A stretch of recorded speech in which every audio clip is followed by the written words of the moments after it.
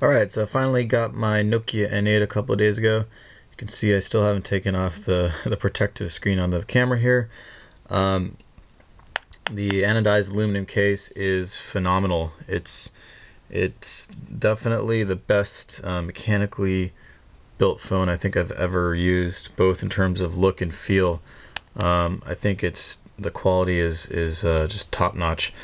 But today I'm going to focus more on the OS and the apps. So let's get started. So you unlock it, you come into, this is basically the new Symbian 3 look. I think it's a big improvement over prior Symbian systems.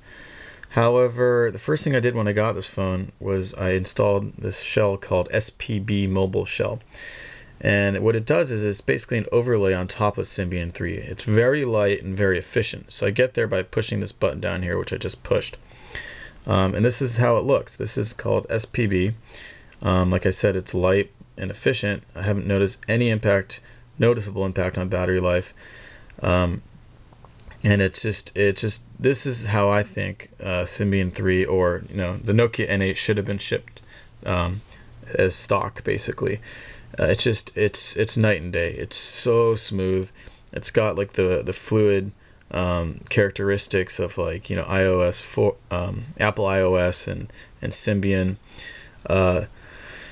You can go to, it's got 3 default home screens. You can add shortcuts and widgets. I just held down on there for a sec. I went plus. I can add anything from here. I can go to my shortcuts, programs. I can. It's very flexible. So, and it gives you access to all the apps and programs that you would have had in Symbian 3. Because remember, this is just a shell. It's not changing the underlying behavior of the phone. It's just making it much easier to access. So, cool thing on SPB is you can go to carousel view, and you can flip through your screens like this. You can go fast, slow, and then you can do some fun stuff like just kind of toss it around. Kind of eye candy, but it is useful sometimes because it does help you get to certain screens faster if you'd like. But like I said, stock SPB is without the carousel. You basically have 3 default screens, or 5. I put it to 3 because it's satisfying what I need so far. I basically have, this is my center screen. To the left, I have 1 screen of utilities, and the utilities are, just weather, search, for example, file manager can go in there. My wireless connection manager, phone, Wi-Fi, Bluetooth, flight mode. Again, these are all things you would have had in Symbian 3.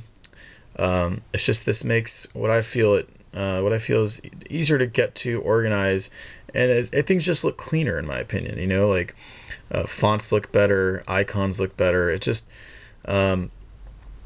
looks more, I would just say, up to date and competitive with some of the other operating systems.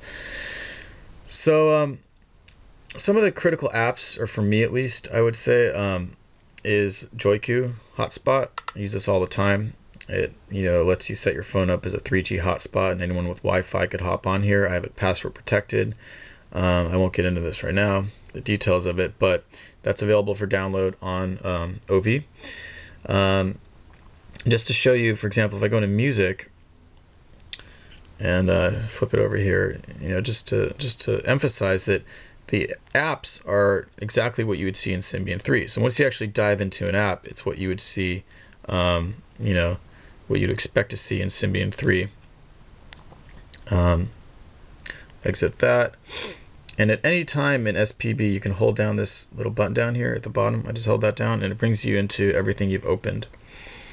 So for example, I happen to have OV open right now. I can click on it. It takes me there.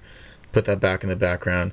I can go, well, I gotta say, first of all, multitasking on Symbian 3, and it's the same multitasking in SPB, obviously. Multitasking in this Nokia N8 is the best I've ever seen on any phone.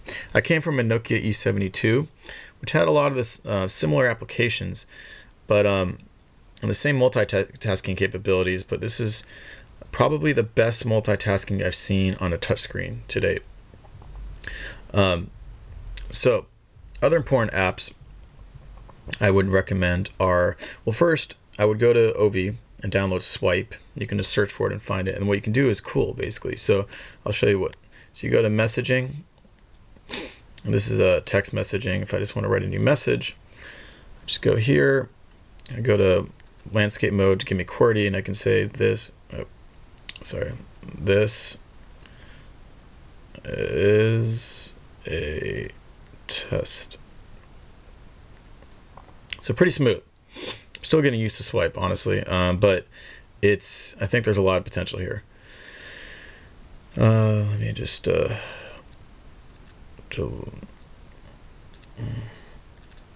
me close this, delete. Yeah. So, oh, and one more thing, SPB works in both landscape and QWERTY, or vertical mode, portrait mode. Another thing I would recommend you do right off the bat is download Gmail. You can just Google mobile Gmail, and you can find this client. Click on it, very smooth. Go menu, compose. Just want to show you how things are integrated here. So once you've downloaded Swype, it shows up everywhere. So I can either say, I can just ignore Swype and just use it as I would normally.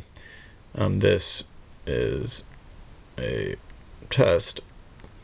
Oops. Right? Or, let me delete all this. I just want to show you that Swype is now also in here. So I could just go like, so this is a test. So very cool. Cancel, discard. So I highly recommend installing the Gmail, the native client that you can download from Google. And then OV Maps obviously comes with the phone.